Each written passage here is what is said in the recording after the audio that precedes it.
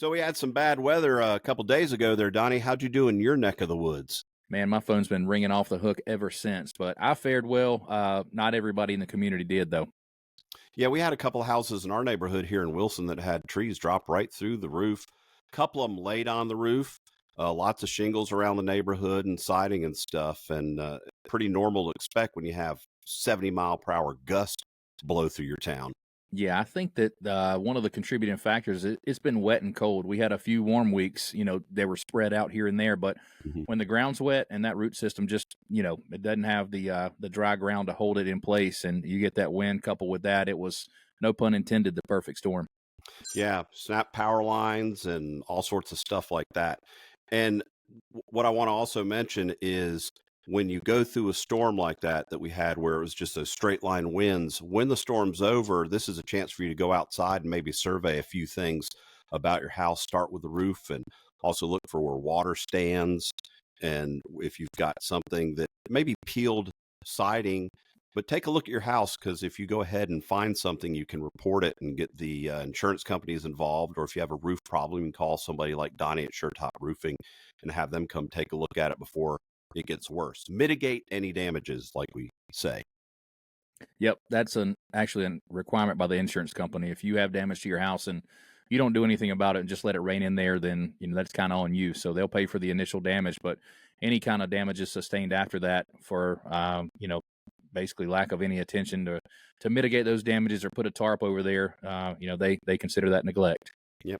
All right. Well, this is the Carolina Contractor Show, and we hope everybody out there did well with the storms, did well, got by through the storms Got and by. didn't have any damage. Yeah, but of course it happens, and it's good to know your insurance policy and know who to call. And as a matter of fact, we've done shows just on those topics alone, and you can find them at the website, thecarolinacontractor.com. Download them in podcast form, and they're listed by title or subject. So if you want to look about on up the show about insurance claims or roof repairs, or how do you know you have storm damage at all, that's the place to start. You can also check out our stuff on the YouTube site. We have links at the webpage to the YouTube site where we have all our shows that we started uploading. The very popular Ask the Contractor question. Maybe you have a question about some possible damage to your house. You can click on that button and fill out the information, and Donnie answers those questions. So now comes the introduction portion of the show. My name's Eric Smith. I do inside sales for Home Builder Supply. So I sell building supplies to people like Donnie, who's a general contractor, owner of SureTop Roofing, owner of Blanchard Building Company also. And of course, as you started the show off, very busy right now because of those storms that went through. Yeah, it's one of those things where this time of year we don't expect a windstorm probably until about spring or so, and that's coupled with the hailstorms and everything. But I will say it's nice to have a little bit of punch on the workload for say March, April, just moving into spring. So it's nice to be busy. I think I've mentioned this on a previous show, but Praise Report, we're busier going into this winter than we have been any winter since before the pandemic. And roofing has slowed down a little bit. We put these shingles on nowadays that last for 50 years. And so where most of the folks coming out of the 80s, 90s, and early 2000s had a 3-tab 20, 25-year shingle, now we've been replacing those hard and heavy since 2010. And with that 50-year shingle, the wind rating is either, I want to say most of them are about 130 mile an hour wind rating. And with GAF, they have an unlimited wind rating, meaning if you lose a shingle from wind damage, then GAF will pay for that. You don't have to go to your insurance company, and there's never been any kind of warranty like that. So super strong there. But I guess the downside of that is we've replaced so many roofs that everybody's pretty solid for the next couple of decades. So, I don't want to say we need a storm or we need a hailstorm, but, sure wouldn't hurt anything business wise. Yeah. You know what I just thought with that 50-year warranty, Donnie, basically you could put on a roof or replace a roof, and your grandchildren, if they got into the roofing business, would be the ones that would replace it the next time. Yeah.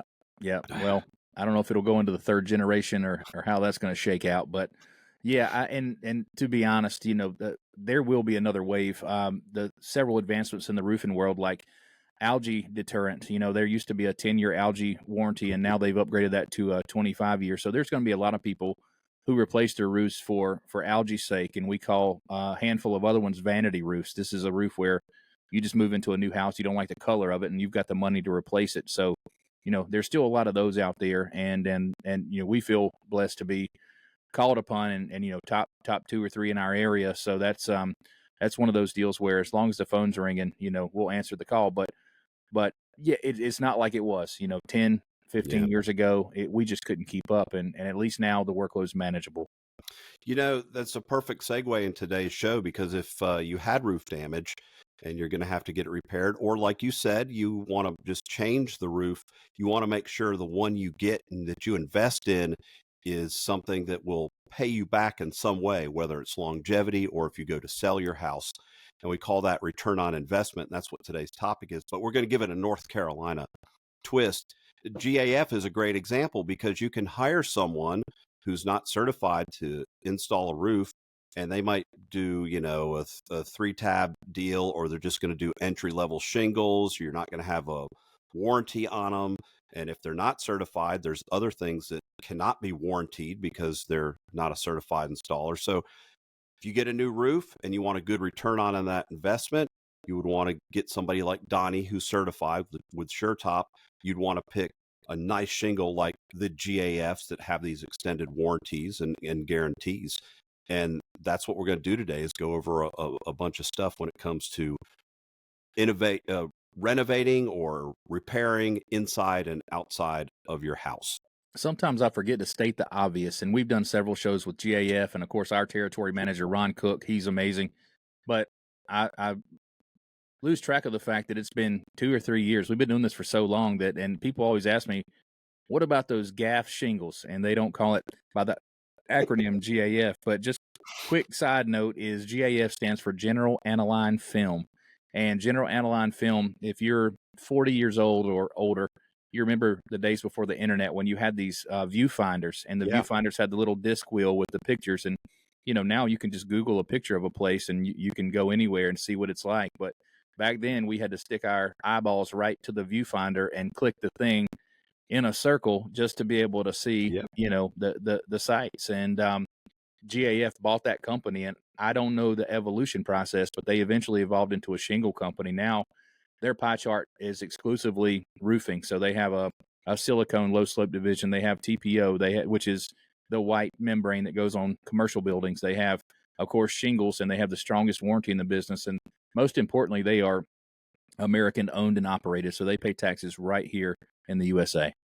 Yep, we love having Ron on, and that was such a interesting story the first time we interviewed him years ago, and he told that, and is like, what a almost bizarre change of focus that an industry had to go from basically a toy to something that everybody needs, and they make the best version of it.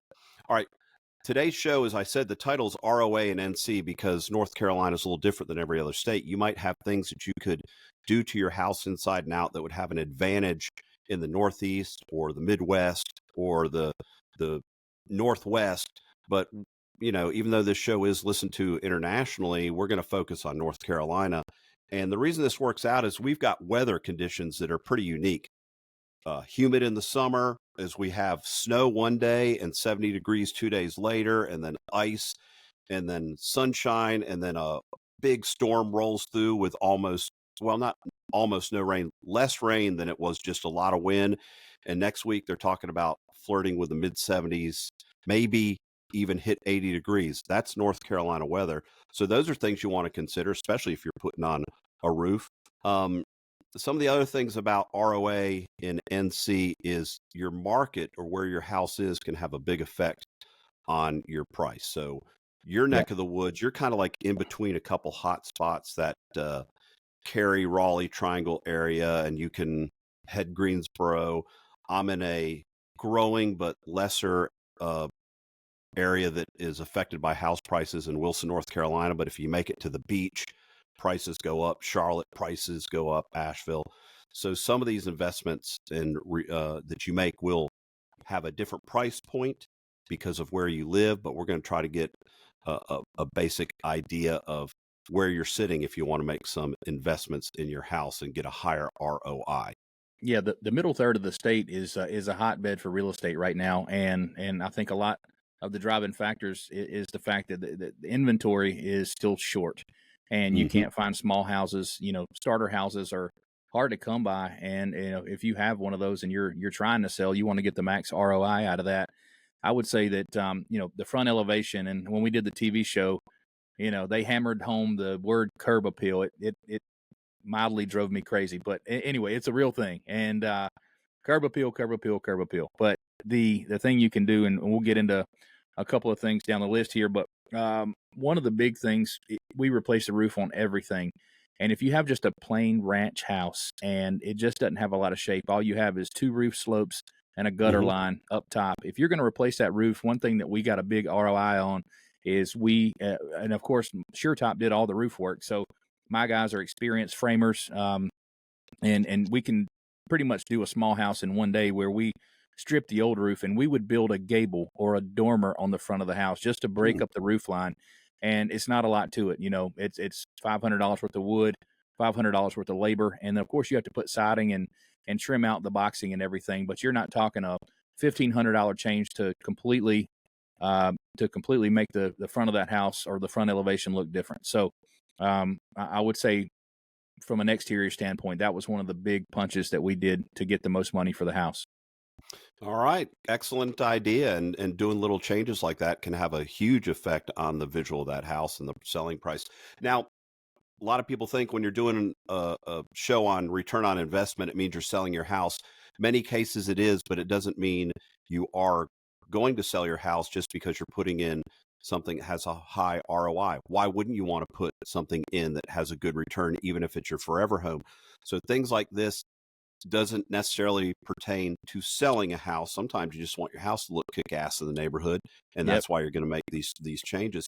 So let's start off with one that always surprises us. And I researched multiple places, and it always comes out number one, and it's garage doors. Almost double what you spend. You get 194% return on investment with a garage door, and it's not as expensive as people think. 1,200 to $2,000. And by the way, anything can go to the moon if you want to pay it. They'll sprinkle gold on it if you want, but that's not a big investment to get such a huge ROI. Yeah. And a lot of times, I would say, especially if you bought a production built home, a lot of those garage doors aren't insulated. So if you have a south facing home, your garage is probably sweltering in the summertime.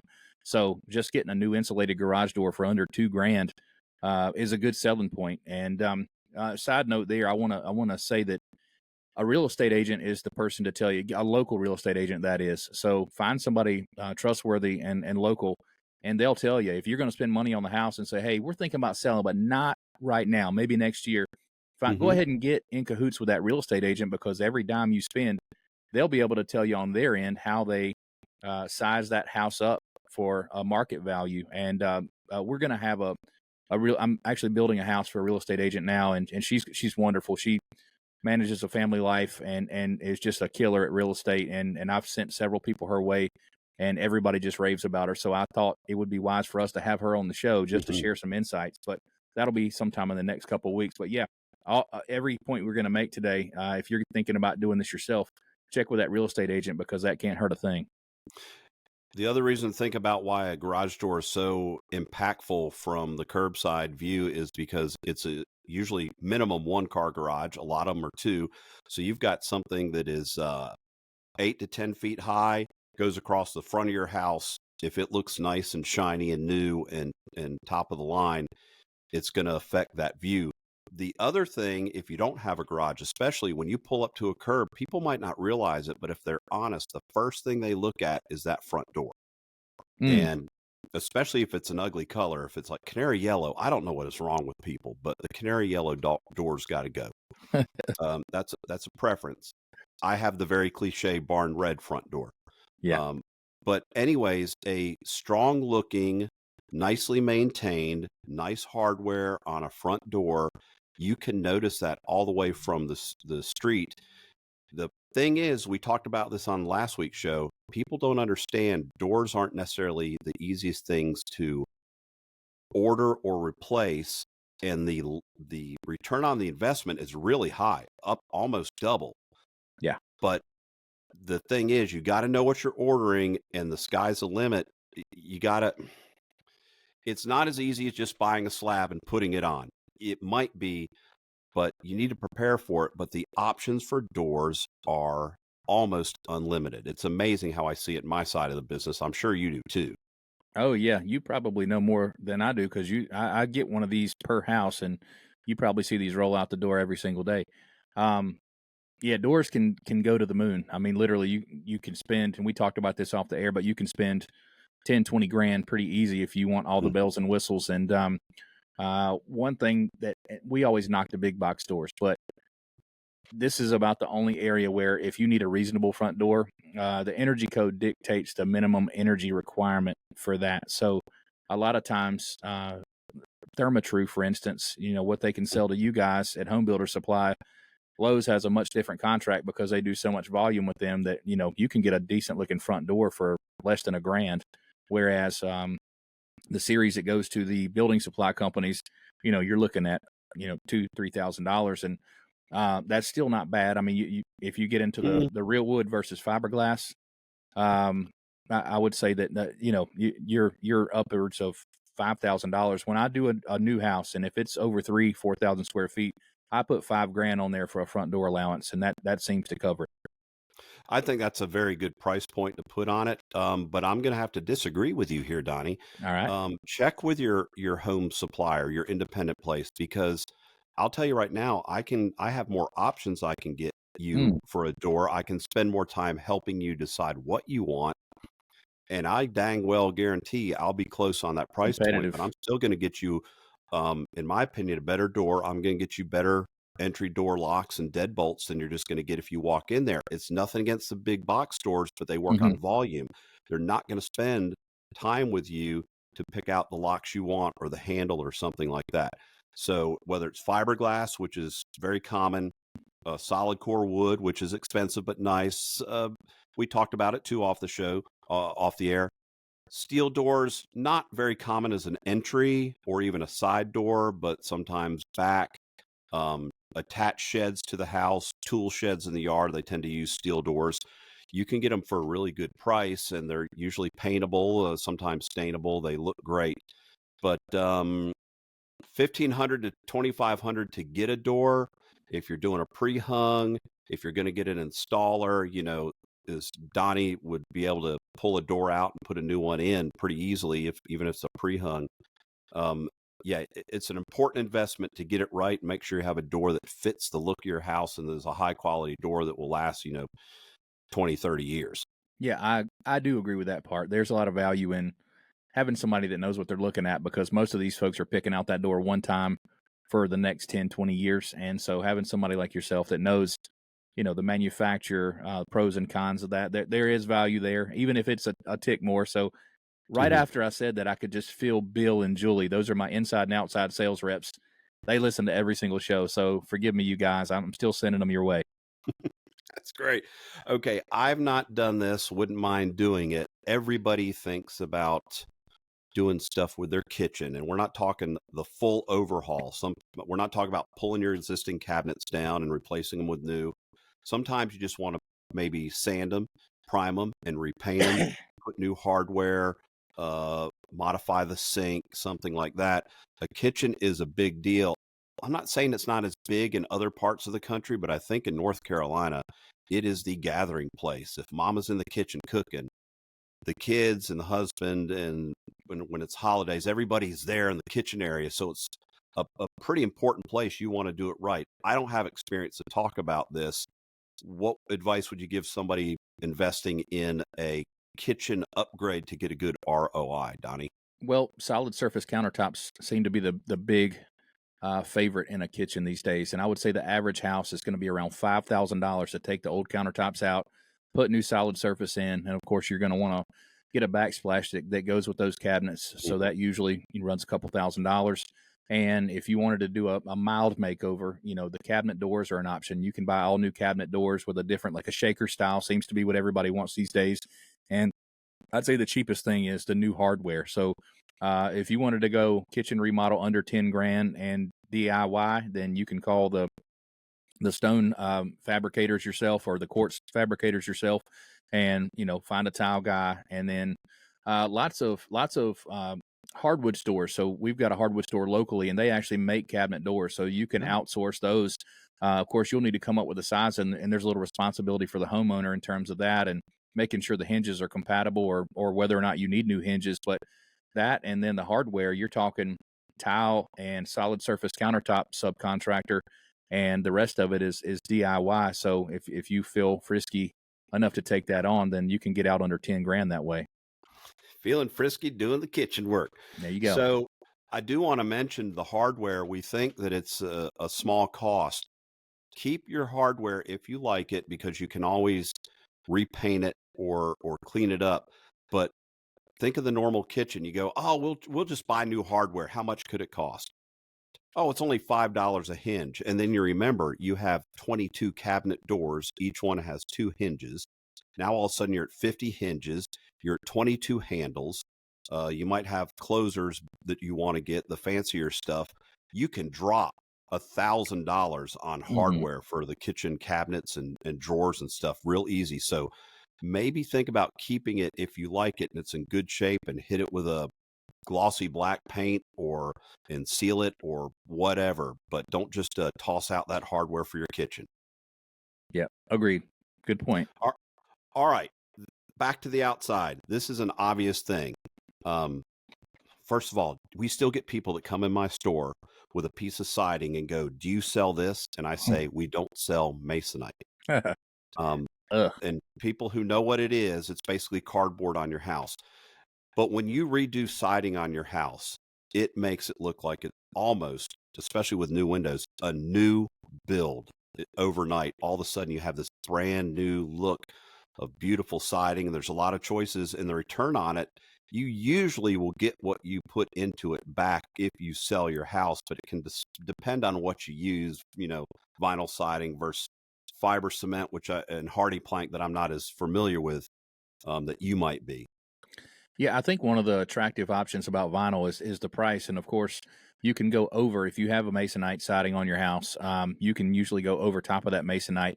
If your house is older and poorly insulated, then it gives you the option to add that insulation, but what the accordion style wafer insulation board. You can add a round of that in a half a day, and probably a couple $1,000, depending on the size of the house, and then just put the insulation right over that. So I agree with what you said, that the combo of that and the windows, you would tell an immediate difference on your utilities. So if you do go with the fiber cement, or the hardy is what everybody calls, there's a couple of other brands called Allura and Nichiha. James Hardy basically made a name for fiber cement siding, but if you get with your building supply folks, or just call around, usually the Allura and the Nichiha, Allura especially, seems to be quite a bit cheaper, and it's the same exact product. They don't have as many options, but if you're just going with the regular lap siding, or the 4x8, 4x10 panels, and doing the board and batten, they have all that as well. They don't have all the pre-painted options. So I'm still a fan of James Hardy. It's a really good product, good warranty. But the fiber cement means you have to pretty much take off everything that's there if you go that route. And the only kicker with that is you have to paint it. So it does have to be maintained. Exactly. And this is Carolina Contractor Show, and we're doing ROI in NC, kind of focusing on the Carolinas when it comes to doing renovations to your house or doing upgrades, whether you intend to sell it or not, ROA being return on your investment. And you mentioned windows, so let's just go ahead and talk about windows. Very pricey thing. We're not talking about replacing one window, but we do like to mention nothing wrong with the high end name brand windows that you see advertisements for. They make a beautiful product, they make a expensive product.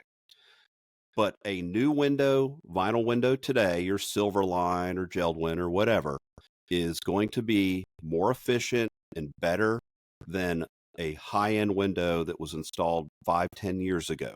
So you don't have to spend $100,000 on windows unless you want to, which is perfectly fine. But the thing is you got to budget the cost, because it seems shocking. You know, get a 85% return on new windows for your house, but 10 windows installed can put you back, you know, $4,000. That's a pretty good deal. That's a I deal. can get, yeah, I can get a basic 2852, a single hung vinyl window by itself, about $300. Just with the low E, we're not going anything too fancy, maybe no grids in it or anything, but install takes some talent, do it right to make it efficient. So if you really, and they look beautiful, and I don't like screens. If you have new windows with nice, beautiful, clean glass, do not put a gray screen in front of it and uglify it. Yeah, I hate a screen. No, I mean several options there. If you're going to do the siding replacement, then that leaves you open to do new construction windows, which have a flange all the way around, but that has to go up under the siding. So if you're taking the siding off, that's a perfect time to do a new construction window, and that should save you a little bit of money. If you do a replacement window, really what the big expense there is the labor, because they have to cut those old windows out, fit the replacement windows in that same size hole, and what they do to make up for the difference, if it's not a perfect fit, is they usually add or they leave the existing brick mold that is the exterior trim of that. And when they put that brand new window in, they have to bend the trim coil or the aluminum trim coil to fit around that brick mold to make everything look nice and new. So it's just a big time extra step. And with the replacement window, they're harder to seal. When we talk about doing the foam around there, there's just a few, either you're going to leave the trim on the outside or the inside. And it just makes it kind of tough for that low expansion spray foam to go in place. One thing that I'm a fan of, we've done this on several houses, are sash replacement kits. Hmm. And they're a bit cheaper, especially if you have brick. To do a replacement window in the brick is just, there's a lot to it. Pretty labor intensive. And if it's just a sash replacement kit, it's really impressive how the springs and everything push all the seals in place. So it is a situation where you just don't have as much of tear out and put back, and you can do a labor wise, you can do a sash replacement kit on a whole house in about a day. And if you want to know what sashes your window would use, open up your window. There should be a sticker somewhere on the frame that tells you the make, model, and all this information. You Yeah, call a supplier, and they should be able to find out if you can do it. Older windows are harder to do that sash replacement. But yeah, you're right. You might have to do some painting around the frame of that, but the sash will make those windows pop. Um, Also, if you did siding first and you didn't do your windows at that time, and you just heard Donnie say, it's an extra step or two to put windows in after that point, don't let that discourage you. The return on that investment is still going to be huge. It doesn't make it cost prohibitive. So, hey, if you did new siding 5 years ago and you're now going, man, I should have gotten windows, go ahead and get the windows, because it definitely helps your pocketbook when you get those installed properly by a pro. no doubt. Agree 100,000%. What you said earlier, probably the most important thing of the whole window segment, is that the worst window you can buy right now at the discount builder supply is better than the best window you could buy 10, 15 years ago, because the energy code they couldn't even sell the window if it wouldn't pass code. So the energy code dictates what these windows have to meet in terms of an R value. They all have to have the argon gas between the panes, and they have to have the low E coating, which is like an invisible tint on the outside of the glass. So uh, basically, I don't think you need to break the bank on it. And shop around. Don't take the window replacement flyer out of the mailbox and just bite on that, because a lot of times I see them charge folks upwards of $20,000-$30,000, and that's just highway robbery. Yeah, you definitely go local. And even at our place, we have some people, it's all they do is window installment, and they're so much better. And because it's all that they do, they're very good at it. We talked a little bit about roofs and how important that is. It's obviously a big return on your investment, 60, 80%. It also can lower your insurance premiums. Your mileage may vary, but I've said before, if you get a new roof, the first thing you do is you don't call your mom and say, hey, we got a new roof, check it out. You call your insurance company and say, I have a brand new roof on with a 50-year warranty. It's a GAF. It was installed by a certified installer. Is that going to help my insurance? And insurance companies love to hear that. So that's a secondary payback you don't even think about when you do it. People are scared, and you can talk about this a little bit, Donnie, that roofs are going to be $20,000. You got a 2,200 square foot house, uh, maybe just a couple different sections of roofing, and you want to get it done, and they're like, no, it's going to cost me $25,000. And you can kind of put a lot of people at ease, right? Yeah, I'd say the average roof is probably 10,000 on a regular house, and that's funny that you said that. I get that call a lot. I've got a 2,200 square foot house, and how much you reckon a roof will cost on that? I said, well, the roof square footage is different than the house square footage every single time. So I can't answer that over the phone, but we will be glad to come out and check you out. I think the rule of thumb is that a brand new roof adds 7% to the value of the house. So if you have,